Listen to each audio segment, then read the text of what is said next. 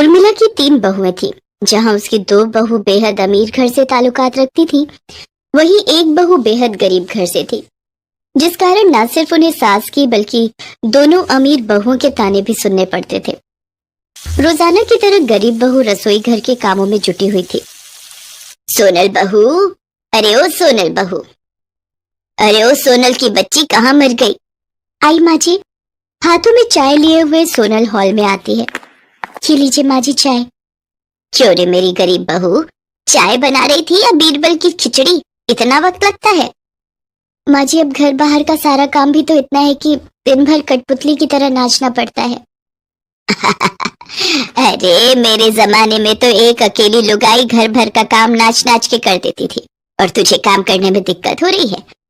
मेरी दोनों बहू रानियों के लिए चाय क्या तेरा बाप लाएगा? माँ जी, दोनों देवरानी भी अब अपना हाथ पांव चला सकती हैं। क्यों, तेरे हाथ पांव में घुन लगा है? चुपचाप जाओ चाय लेकर आ। जी माँ जी। सास की बात सुनकर सोनल रसोई घर आती है। जाने सासू माँ मेरे साथ ही ऐसा बुरा बर्ताव क्यों करती हैं? ऐसा जान पड़ता है मैं इस घर की बहू नहीं बल्कि बाई हूँ। आजकल के दौर में लोग उनसे भी बेरुखी से पेश नहीं आते होंगे। जाने ये 2 रिहायशी तितलियां ऐसी कौन सी पट्टी पढ़ाती है माँ जी को, जो माँ जी इनका तो गुणगान करती हैं और हमारी गरीबी की हंसी उड़ाने का एक मौका भी नहीं छोड़ती।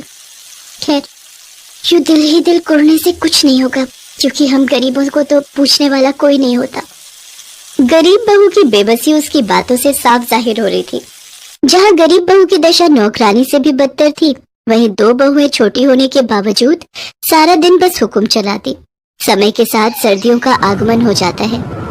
हॉल में बैठी उर्मिला की दोनों अमीर बहुएं कहती हैं, सासू माँ, सर्दियां आ चुकी हैं। आप तो जानती हैं कि सर्दियों को लेकर मेरे कितने शौक हैं, इसलिए मैंने डैडी से कहकर चारों के लिए न्यू हीटर मंगवाए हैं, ताकि हम चारों ठंड से बच सके। माँ जी, कल ही मैंने भी सर्दियों की खूब सारी शॉपिंग की है। ये देखिए, खास आपके लिए पश्मीना की शॉल लाई हूँ। तोहफे देना क्या तुम दोनों बहुओं को ही आता है? मैंने भी तुम दोनों के लिए नई रजाई बनवाई है। माँ जी, इसकी क्या जरूरत थी?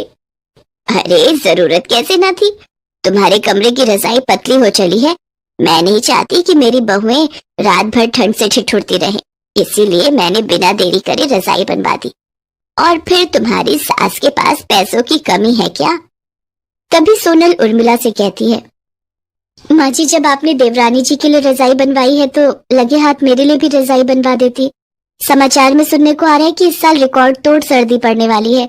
ऐसे में मैं इतने दुबले पतले कंबल से कैसे काम चलाऊंगी? क्यों रे मेरी गरीब बहू, उर्मिला के पास क्या पैसों के पेड़ लगे हैं? अभी मेरा हाथ तंग है, जब कभी पैसे होंगे तब देखा जाएगा। मगर माँ जी, कुछ देर पहले तो आप कह रही थी कि आपके पास पैसा ही पैसा है। उर्मिला का गुस्सा देखकर दोनों अमीर बहुएं मौके का फायदा उठाते हुए फूट डालना शुरू कर देती हैं। इसका मतलब हमारी ये गरीब जेठानी आंखें गड़ाए बैठी रहती हैं। बात बात पर हमसे बराबरी करना जरूरी है क्या जेठानी जी? उर्वशी, तुम कोई सेलिब्रिटी नहीं हो जो मैं तुम्हारी कोई देखा देखी करूंगी। देख लीजिए माँ जी, हमारी ये गरीब जेठानी जी कहाँ का गुस्सा कहाँ उतार रही हैं। एकदम खराब बोल रही है तान्या बहू तू। चौका बर्तन करने में मेरी गरीब बहू के हाथ जवाब दे जाते हैं, मगर बोलते वक्त जबान गज भर की हो जाती है। ऐसा कहकर उर्मिला चली जाती है और तान्या कहती है, हमारी सासू माँ की गरीब बहू, तुम चाहे कितने भी पापड़ बेल लो, लेकिन तुम हमारी जगह कभी नहीं ले सकती। हमारी किस्मत कोहिनूर हीरे जैसी है, और तुम उस गरीब गलीचे के समान हो जिसे देखकर लोग नाक सिकोड़ते हैं। ऐसे ही कई सप्ताह बीत जाते हैं, जिसके साथ बेतहाशा सर्दियां बढ़ जाती हैं। जहां एक और अमीर बहुएं गद्देदार बिछौने पर भारी भरकम रजाई में मजे से सो रही थी, वहीं बेचारी गरीब बहू को सर्दी की सारी रात उस पतले दुबले कंबल में काटनी पड़ती है। अगले दिन सुबह होते ही सोनल फिर से घर के काम में जुट जाती है। इसके बाद जैसे ही वो बर्तन धोने के लिए किचन में जाती है तो ठंडे पानी से उसके हाथ कांपने लगते हैं। जिसके बाद वो अपनी सास के कमरे में जाती है, जहाँ पर उर्मिला रूम हीटर लगाए रजाई के अंदर बैठी होती है। तभी उर्मिला सोनल से कहती है, अरे बहू, इधर उधर क्या देख रही है? मेरे कमरे में चोरी करने का इरादा है क्या? माँ जी, मैं तो पानी गर्म करने की मशीन ढूंढ रही थी। सर्दियां बहुत बढ़ गई हैं, किचन के नल से बहुत ठंडा पानी आ रहा है, ठंडे पानी से हाथ जमने को हो रहे हैं। अच्छा, तो अब महारानी को बर्तन धोने के लिए गर्म पानी चाहिए। बिजली का बिल क्या तेरा बाप भरेगा? कोई मशीन नहीं मिलेगी। जल्दी से काम चोरी छोड़ और बर्तन धोने लग जा। इसके बाद खरी खोटी सुनाकर उर्मिला फिर से अपना पल्ला झाड़ लेती है और बेचारी गरीब बहू कड़ाके की ठंड में भी ठंडे पानी से ही काम करके गुजारा करती है। ना तो सोनल के पास स्वेटर होता है और ना ही शॉल। इसके बावजूद भी उर्मिला सोनल को ही बाजार सब्जी लेने भेजती है। लेकिन एक दिन उर्मिला की तबीयत खराब हो जाती है। उसके कराहने की आवाज सुनकर गरीब बहू जल्दी उसके कमरे में जाती है और कहती है, माँ जी क्या हुआ? आप ठीक तो हैं? अरे आपको तो बहुत तेज बुखार है। माँ जी मैं अभी आती हूँ। इसके बाद सोनल किचन में जाकर काढ़ा बनाकर लाती है और उर्मिला को पीने के लिए देती है। साथ ही उर्मिला के सर पर ठंडे पानी की पट्टियां रखना शुरू करती है। सोनल कभी उसके हाथ दबाती तो कभी उसके पैर। सारी रात बेचारी सोनल बिना झपकी लिए अपनी सास की सेवा पानी में लगी रहती है। अगले दिन दोनों बहुएं अपनी सास के कमरे में आती हैं। गुड मॉर्निंग सासू माँ। गुड मॉर्निंग सासू माँ। क्या हुआ? आपका मुंह मरीजों जैसा क्यों लग रहा है? माँ जी की तबीयत कल रात से बहुत खराब थी। उन्हें तेज बुखार था। उर्वशी चलो यहाँ से, कहीं हमें भी फ्लू न लग जाए। इसके बाद वो दोनों अमीर बहुएं वहां से चली जाती हैं और उर्मिला उनकी सारी बहानेबाजी समझ जाती है। मुझे तो लगा था तुम दोनों यहाँ मेरा हालचाल पूछने आई हो, मगर तुमने अपने तेवर दिखाई दिए। सोनल मुझे माफ कर दो। मैंने हमेशा तुम्हें गलत समझा और तुम्हारी गरीबी की हंसी उड़ाई। शायद इसी कारण भगवान ने मुझे ऐसा भुगतान दिया है। माँ जी बीती बातों को याद करके दुखी मत होइए। जो हुआ उसे भूल जाइए। सास का बर्ताव देखकर तान्या और उर्वशी का सर शर्म के मारे झुक जाता है और वो कहती हैं, जेठानी जी हमें माफ कर दीजिए। हमने आपको ताने दिए, आपकी गरीबी का मजाक उड़ाया। जेठानी जी हम दोनों को माफ कर दीजिए। ऐसा मत कहो, मैंने हमेशा तुम्हें अपनी बहनें माना है। फिर वो तीनों आपस में गले लग जाती हैं और इसके बाद सारा काम मिलजुल कर करती हैं।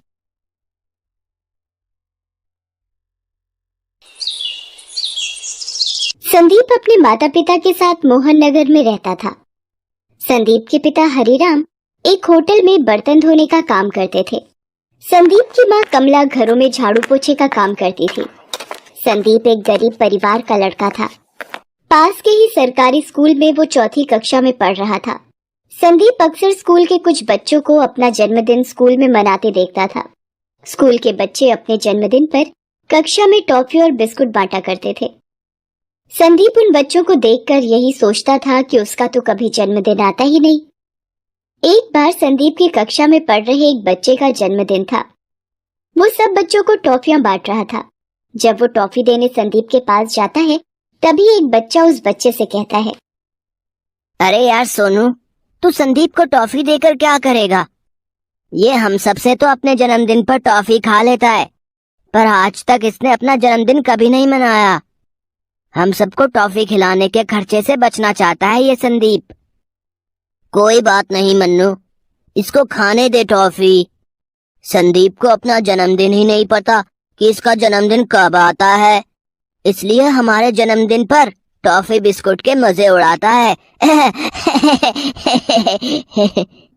कक्षा के सभी बच्चे हंसने लगते हैं। संदीप उदास हो जाता है। वो स्कूल से घर आता है तो उसकी माँ कहती है, क्या बात है संदीप, आज इतना मुंह लटकाए हुए क्यों आ रहे हो? माँ, मेरे स्कूल के सब दोस्त अपना जन्मदिन मनाते हैं, पर मैं अपना जन्मदिन क्यों नहीं मनाता? मेरा जन्मदिन कब आता है माँ? मेरे सब दोस्त मेरा मजाक उड़ाते हैं कि मैं अपना जन्मदिन कभी नहीं मनाता। संदीप, ये जन्मदिन वगैरह पैसे वाले लोगों के घर ही मनाए जाते हैं। हम गरीब लोगों का कोई जन्मदिन नहीं होता बेटा। हम कोई पढ़े लिखे माँ बाप तो है नहीं। तुम्हारे पैदा होने का दिन न तुम्हारी माँ को याद है और न ही मुझे। संदीप बेटा चल, अब ये जन्मदिन वगैरह की बातें छोड़, आजा रोटी खा ले। संदीप उदास मन से रोटी खाने लगता है, पर उसके मन में अब ये बात घर कर गई थी कि गरीब लोग जन्मदिन नहीं मनाते। गरीब का जन्मदिन नहीं होता। धीरे धीरे समय बीतता रहा। संदीप अब बड़ा हो चुका था। संदीप की माँ ने उम्र के साथ अब घरों में काम करना छोड़ दिया था। संदीप के पिता भी अब होटल का काम छोड़कर घर के पास में ही सब्जी का ठेला लगाने लगे थे। एक दिन हरिराम सब्जी का ठेला लगा रहा होता है। उसके पास वही होटल का मालिक आता है जहां हरिराम पहले बर्तन धोने का काम किया करता था। अरे हरिराम, सब्जी का ठेला लगाने लगे हो? हैं? अच्छी बात है। शरीर चलता रहना चाहिए और मेहनत करने में क्या अर्ज है कि नहीं? अच्छा लाओ, 2 किलो आलू और 2 किलो टमाटर तोल दो। अभी देता हूँ साहब। बड़ी खुशी हुई आपको इतने समय के बाद देखकर। अरे हरिराम, तुम्हारा एक बेटा भी था ना, संदीप? अब तो बड़ा हो गया होगा। आजकल क्या कर रहा है? कुछ नहीं मालिक, अभी 12वीं पास की है उसने, तो घर पर ही है। अब कॉलेज की पढ़ाई के लिए पैसे भी तो चाहिए, इसलिए अभी पढ़ाई रोक दी है उसने। उसे भी कहीं किसी दुकान पर कोई काम मिल जाए तो घर खर्च में आसानी हो जाएगी और पैसे कमाकर आगे की पढ़ाई भी कर लेगा। अच्छा, तो ये बात है। अच्छा, एक काम करो, मैंने बड़े बाजार में एक नई बेकरी खोली है, तो मुझे वहां पर एक लड़के की जरूरत है जो बेकरी की देखभाल भी कर सके और लोगों के घरों तक ऑर्डर भी पहुंचा सके। तुम चाहो तो कल से ही संदीप को नौकरी पर भेज सकते हो।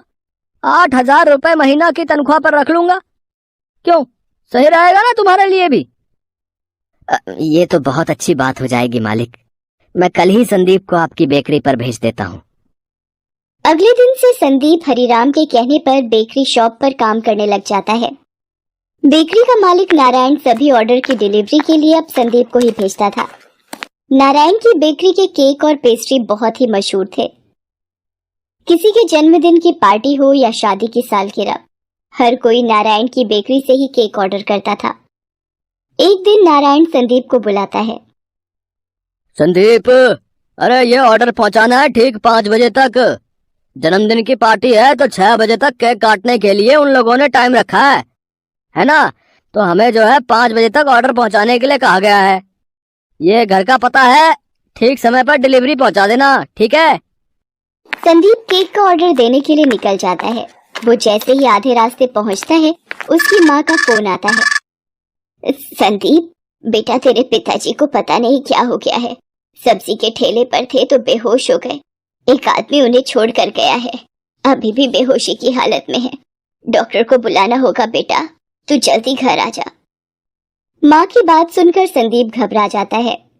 उसे केक का ऑर्डर भी समय पर पहुंचाना होता है, पर वो क्या करे, उसे कुछ समझ नहीं आ रहा होता। उसे केक भी समय पर पहुंचाना होता है, पर उसका घर पहुंचना बहुत जरूरी था। संदीप की माँ घर में अकेली थी और पिताजी की तबीयत बिगड़ती जा रही थी। संदीप घर की तरफ निकल गया। संदीप सीधा डॉक्टर को लेता हुआ ही घर गया। डॉक्टर ने संदीप के पिता का चेकअप किया और कुछ दवाइयां लेकर संदीप को दी और संदीप के पिता को कुछ दिन आराम करने के लिए कहा। संदीप ने डॉक्टर द्वारा बताई गई दवाइयां लाकर अपने पिताजी को दी और कुछ समय पश्चात जब वो होश में आ गए तो संदीप ने अपनी माँ से कहा, माँ, डॉक्टर ने कहा है पिताजी कमजोरी की वजह से बेहोश हो गए थे। धीरे धीरे दवाइयों से ठीक हो जाएंगे। आप पिताजी के पास बैठो, मैं थोड़ी देर में आता हूँ। मुझे एक ऑर्डर का केक पहुंचाना है, बहुत जरूरी। संदीप केक लेकर जल्दी जल्दी नारायण के दिए पते पर पहुंचता है। संदीप घबरा जाता है कि जिनका ऑर्डर है कहीं वो लोग गुस्से में आकर नारायण को फोन न कर दे, कहीं नारायण उसे नौकरी से न निकाल दे। ये सब ख्याल संदीप के मन में आ रहे थे क्योंकि नारायण के भी बार बार फोन आ रहे होते हैं, पर पिताजी की तबीयत को देखते हुए संदीप नारायण के फोन को नहीं उठा पाता। संदीप थोड़ा घबराया हुआ केक लेकर घर के दरवाजे पर पहुंचता है। जी, आपका केक का ऑर्डर था। सॉरी, थोड़ा लेट हो गया। वो मेरे। कोई बात नहीं बेटे, वैसे भी मेहमान थोड़ा लेट ही आते हैं। मेरे पोते का जन्मदिन है, आज वो 10 साल का हो गया है। रुको, मैं अपने बेटे किशोर को बुलाता हूँ। अरे किशोर बेटा, अरे ये जो केक ऑर्डर किया था, केक आ गया है। चलो मोहित बेटा, तुम्हारे जन्मदिन का केक आ गया है, जिसका तुम्हें बेसब्री से इंतजार था। वाओ, मेरा बर्थडे केक आ गया। मम्मी देखो मेरा बर्थडे केक। दादा, दादू देखो। दादी, दादू देखो। जी, नारायण जी की बेकरी से आया हूँ, ये आपका केक। हैप्पी बर्थडे बेटा। थैंक यू भैया। आप भी अंदर आओ ना भैया, आज मेरा बर्थडे है तो आप भी तो गेस्ट हुए ना। हाँ हाँ प्लीज, अगर मोहित का मन है तो थोड़ी देर के लिए आ जाइए। सर मैं आपके घर की पार्टी में, सर मैं कैसे? अब क्यों नहीं बेटा, आप क्यों नहीं आ सकते?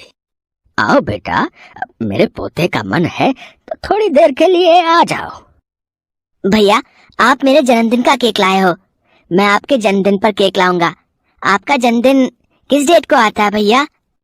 बचपन का वही प्रश्न संदीप को याद आ जाता है जिसका उत्तर उसे आज तक नहीं मिला था। वो चुप हो जाता है।